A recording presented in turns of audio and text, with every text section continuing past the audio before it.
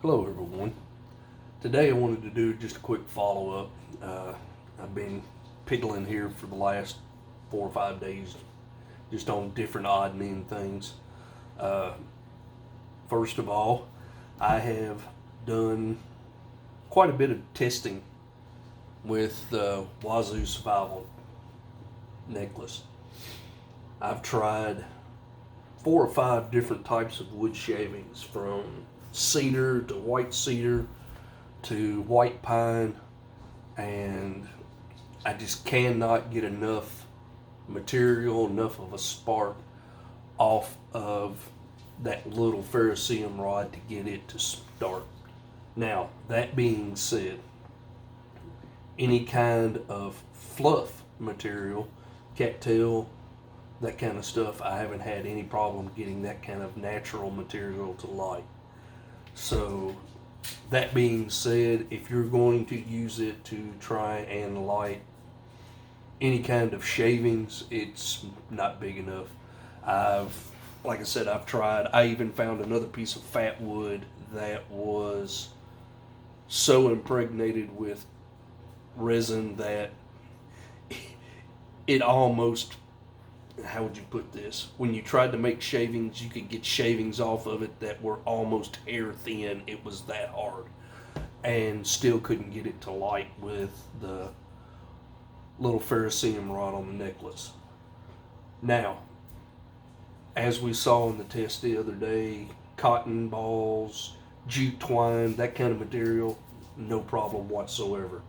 But if you're trying to start wood shavings with it, it's not going to happen. Two, I have been playing around trying to make waxed jute. I've actually waxed several pieces. Get turned around here so you can see what I've got. I've waxed several pieces of jute. I've actually got too much wax on them. I have come to the conclusion. I have tried lighting these, and it's really hard to get it broke up because there's just so much wax on them. So what I'm going to end up doing, I'm going to fix me up a little piece so I can scrape a lot of the excess wax off of that. And once I get that figured out, I'll show you how I go about making that. George over at E Squad 540 and I were talking the other night, and he gave me an old machete, old military machete. The sheath is actually a 1966 sheath.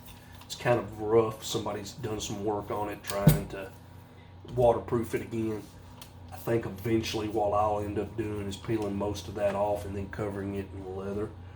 The plastic handle had some cracks in it and pieces broke out of it. He actually had black electrical tape around it.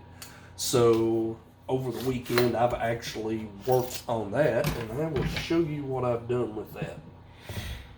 I've actually got to put another coat of bluing on it.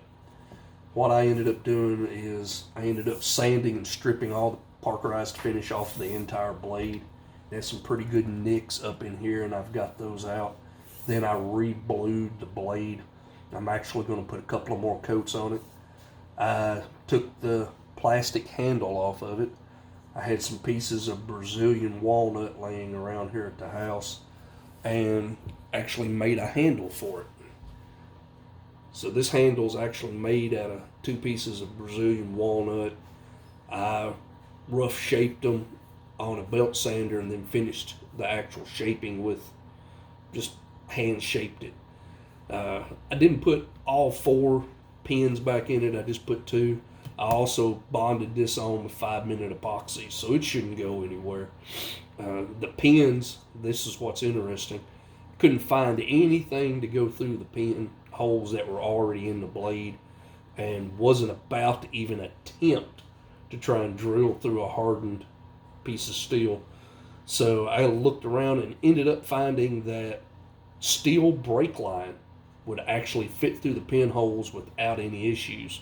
So the 2 pins that you see in it are made out of stainless steel brake line, but they seem to work.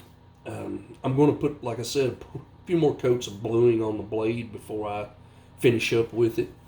and hopefully be able to get this thing sharpened out and use it here before long. Right now it has no edge whatsoever on it to mount anything. So, but I'll keep you up to date on that once I get that finished. George, I appreciate it. If y'all haven't seen his channel, go over and check it out. It's E Squad 540. He specializes in firearms reviews. He does a lot of information on old firearms.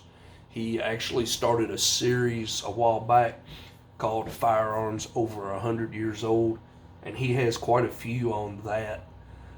So if you're interested in firearms and odd firearms, old firearms that you don't see every day, go over and check out his channel. You all like, share, subscribe, comment, and I'll keep making videos. Hopefully I'll see y'all again here pretty soon.